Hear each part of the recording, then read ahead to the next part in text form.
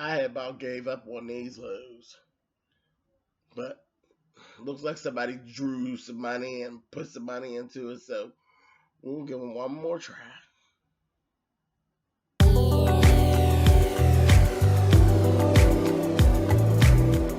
And I'm like, come on through, Cookie.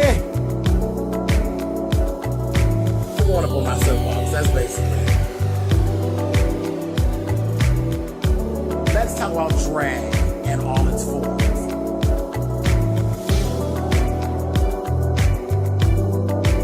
What,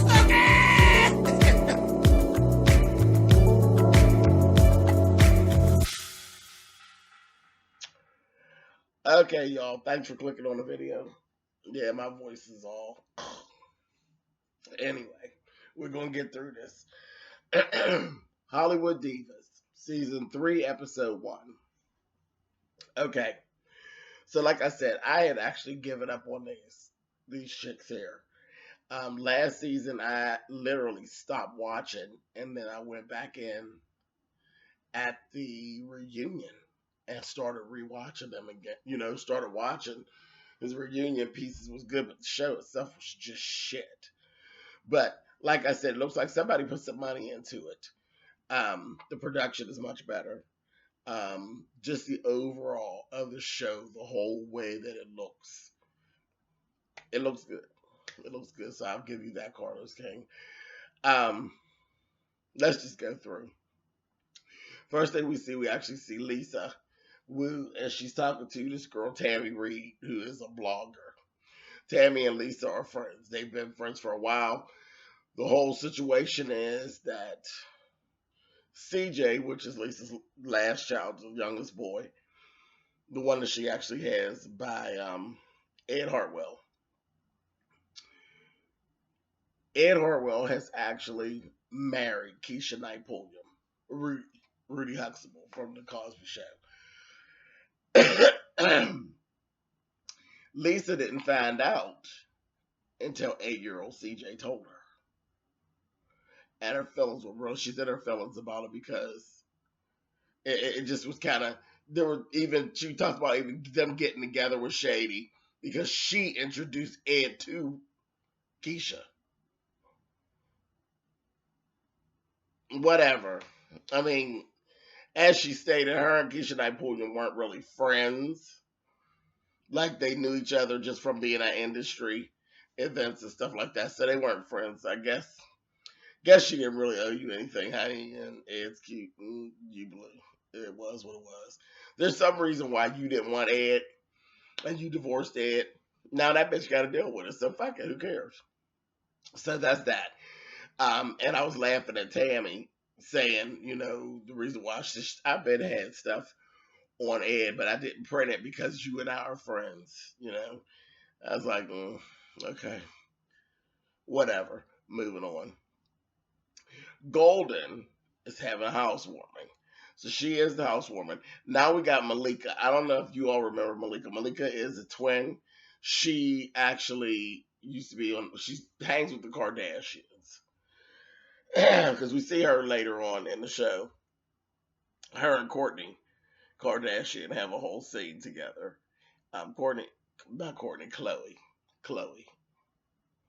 Chloe. I don't watch the Kardashians. I just can't do them. I've tried to sit. I literally cannot sit through one episode of their little get down.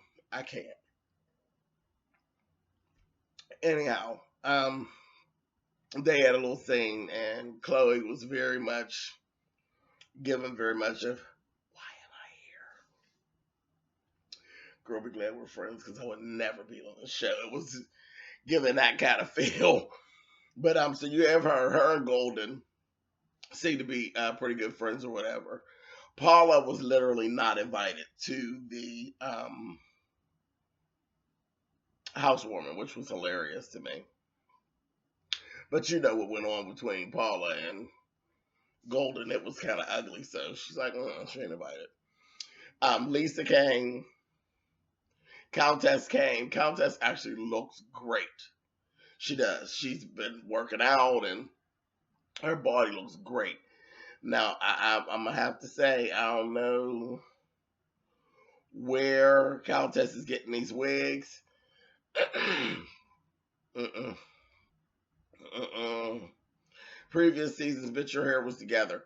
Your head looks ridiculous, bitch. I don't know where you get them wigs from, who's making them and telling you, yeah, girl, this is the shit right here. It's horrible. It's horrible. She got a wig literally just jammed out on her head, babe. Cock ace deuce with the chin strap and rolling on out. Everything that I've seen and even things they're showing that's coming up, her hair is on fucked up, honey. I said, girl, no ma'am. So she really needs to get herself on down to Kim's wig store and try to get something done because that's just fucked up. I don't like that. That look you been with. That shit came from the auto body shop. But anyway, that's the best step. But she looks great. Um, Countess, there was a little conversation which was really strange and awkward. Malika was basically reintroducing herself to Countess and saying, I met you when I was younger and, you weren't very nice, and Countess was like, I probably was going through something, we were both child actors. So I was probably going through something, but it's good to re-meet you and everything. Then in her confessional, Countess was like, who the fuck does that? Like, who does that? I ain't nice to me. Who does that? And yeah, really, like, she don't even remember. So like, really, you could have just kept that to yourself. But I don't think them two are going to click. That just wasn't even a good. I don't think they're going to click. But anyway, funniest thing that happened in the whole goddamn housewarming is when Lunell has showed up. Lunell, Lunell is funny looking as it is. You all know Lunell. Lunell's the little comedian, and she's just short and she fat and she round and she always looked like she can't see because her eyes is just about shut. She's just the most hilarious little thing, and she does have a strange little look to her. But I like Lunell, always like Lunell, and she is funny. She's funny when she's not trying. Like when she came in the house and she walked and she went around the corner, and the type of towel that was on one part of the floor was a little different than the next towel, and there was a step there. Well, that bitch missed that whole step, heels and all, and fell and bust her motherfucking ass, and I died. Died. I mean, wiped completely out on camera. Bam! I said, Lord have mercy. Reality TV gold, honey. Gold. Malika could not get herself together. Do you hear me? Could not get herself together about her falling. And whenever they brought it back up and she was sitting in her confessional, she fucking went in again and screamed and squalled and laughed. Child, she got fucked up. And I'm laughing. I said, child, she gonna sue you golden, bitch. But yeah, but I laughed about that. That was funny. Um, oh God, at the party, that fucking Golden don't have any type of coof. No coof. No motherfucking chill. She broke right out and asked Lisa about all the rumors about Ed right at the party. And they kind of, it was just terrible because it was just not the time and the place. And it wasn't, like an intimate set. Like, she don't really know Malika like that, you know, or she'll talk with Lunell like that. They could have did that. She could have called her. But that's golden. That's just her always ready to throw it out there. And at the same time, while they were there, she got a phone call about a job that she booked, but she didn't share that because I don't want to share that with all the girls. Her and Malika were in the kitchen talking about it, but she didn't share it with all the rest of the girls. But you thought she wanted to talk about Ed Hartwell? This is exactly why Golden. See, I was trying, but you already pushing it. You're already fucking pushing it.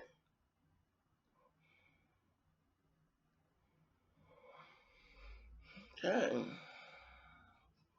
Well, I'm gonna be getting her, I can tell. I'm gonna end up getting her. So the first time we actually see Paula, this bitch, is down there rapping. Everybody wants to be a singer. Everybody wants to be a dancer. Everybody wants to be a motherfucking rapper. So she's down here, she's rapping. And from what it sounds is that she raps nasty. She has a nasty vibe. Very Millie Jackson, very Because I wouldn't give her a little Kim. So I guess it's very Millie Jackson. Some old bitch talking shit.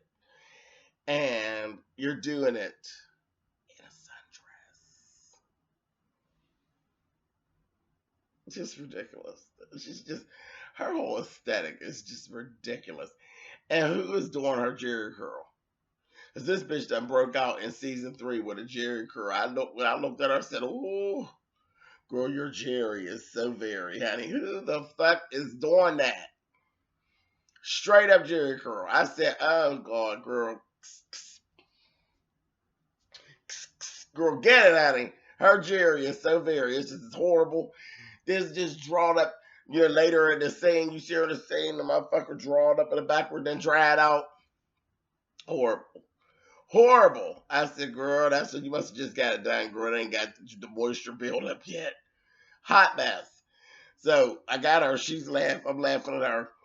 Then she go on Instagram and shows her husband. There's a picture of all the girls at the housewarming. She done got in her feelings. Well, bitch, ain't nobody speaking to you. Wasn't nobody speaking to you. Lisa actually threatened to beat your ass. She threatened to whoop your ass at the reunion. Told her you gonna fuck you up. Nobody's talking to you. Just ridiculous. But she said, I'm gonna call them because I'm feeling some kind of way. This was put out there for me to feel some kind of way. I'm feel some kind of way. I'm gonna call them. So Forrest, you're stupid. You're like, good, go ahead. Another thing, Malika was trying to get Khloe Kardashian to know who Paula was. She's like, you know who she was? She was Ice Cube's girlfriend on Friday and all of this. And she's like, I just can't. She's like, so she was in Friday. She's like, well, really, that was like 400 years ago. I said, oh my God. I've never even watched the movie Friday, so I didn't know what the fuck she was talking about. I just know Paula from other shit, seeing her, and she's ugly and funny looking, and she just kind of sticks out.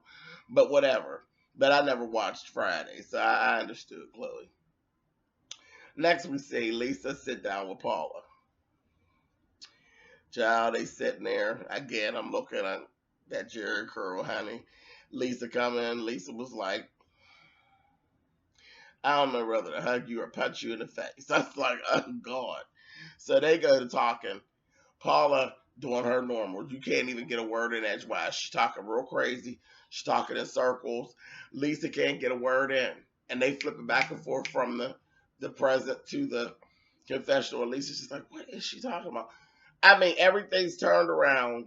Nothing is what actually happened or what we actually viewed or what really went down. Everything is her crazy, convoluted version of what had actually went down. It's crazy. I told you I got an aunt like that. It's just crazy. Nobody remembers that version of the story, bitch, but you, bitch. And that's because you're lying. And then she goes in and she says, lie. Everybody says I'm a liar. And Lisa gave her, the reason why everybody says you're a liar, honey, is because a mess. I don't know how Lisa did it. Lisa eventually got her ass out of here, but I don't know how Lisa did it because I can tell you I couldn't have done it. Sitting there talking to Paul, I would have smacked her motherfucking eyebrows back. I would have just did it. We would have just been in the middle of a conversation. I'd have smacked her twice real hard, honey. Eyebrows would have been up here, honey. Quit playing. Quit trying to change what happened, you fucker. She's a mess. I just can't with her. Her and that fucking crackish ass husband. Horrible. And I do think she's on something. Anybody be out with that motherfucking Jerry girl like that, slanted over one, girl, get out of here with your ridiculous ass. So she goes back and forth, till she finally ends up, Lisa ended up leaving. Next, we end up seeing Paula sit with this girl, Carmen. They're at the salon. And they're going back and forth. And Carmen basically told Paula, girl, I'm your friend. Girl, your ass is full of shit for the most part. You need to go to the root of the problem. The root of your problem, your real problem is with Golden. You need to contact Fonzilla up, and y'all go ahead and get some understanding. And that's the only way things gonna get back on track. Cause she done went, she's talking in circles with them, and they know better. In the salon, they done seen the show. Shit. And she had to break out these fake tears and all that shit. They said, oh no, we ain't trying to do all this. Then they got this tranny standing up there that's doing Paula. She I guess Paula was getting a sew in. She started braiding her. Paula's like, oh yeah, I'm trying to go natural. So I guess it's not a Jerry curl. It's her trying to do a natural. Either way, it's fucked up. So the tranny's sitting there braiding her hair up. And I'm looking and I say, yet again, y'all don't get enough.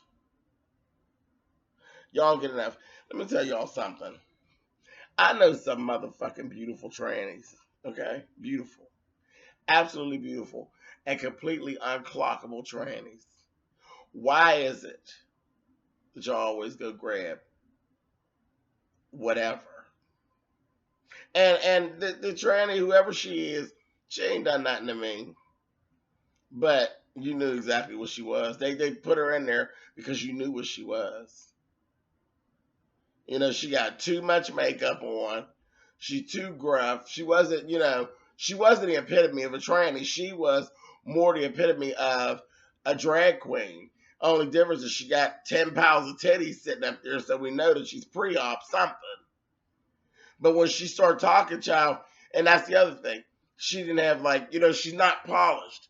She's not the best of what we have to offer from our community. Why do y'all do that? Why do you always grab whatever is not the best? Child, there's those Amayas that are out there and other girls that I can swing off their names that are out there that are beautiful that you cannot tell.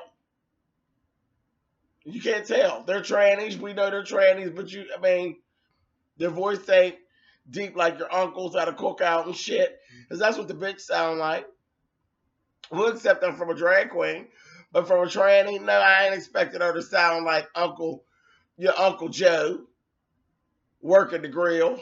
What you say, bitch?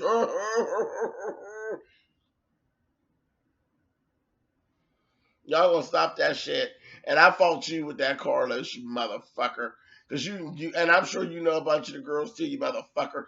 You be right over there in Atlanta, popping and bopping and carrying on, honey. Pooching around, bitch. I know you know some of the beautiful girls that you could put on, but no, you keep on putting on, these people's uncles and their brothers and shit. Anyway, moving on. That's a whole nother. Let me get down off my motherfucking soapbox. But bam, and let's move on before I get mad at Carlos with his no socks wearing ass. Anyway, moving on.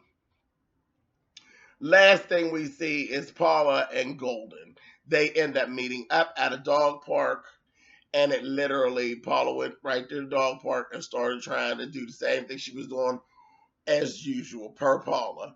She tried to do the same thing she did with Lisa, with this over talking, this loud talking, and she ended up screaming and yelling and making the whole scene. And Golden ain't got no good sense either. So her and Fonzilla just going back and forth. I said, look at these two crackhead motherfuckers screaming and yelling in the middle of the dog park. And Paula's trying to walk off and leave. And Fonzilla followed her and said, I'm not going to follow you. And you're just like, I said, just ridiculous. Ridiculous. It reminded me, I don't know if you all see, there's a Facebook video that was circulating around of some girls that were fighting, and the one girl actually had a dog on a leash. It was a pit bull, and she took the motherfucking dog and swung it and hit the bitch with the dog. That's what I was waiting on to happen. Because Paula was trying to get away from Fonzilla, walking and yelling and trying to get the last word. I was like, if she swings that dog and hits her with the dog, I'm going to be dying. Because they ain't got good sense, neither one of them. Just ridiculous. And I was so done. That motherfucking Golden had enough. She called Paula Esther Roll.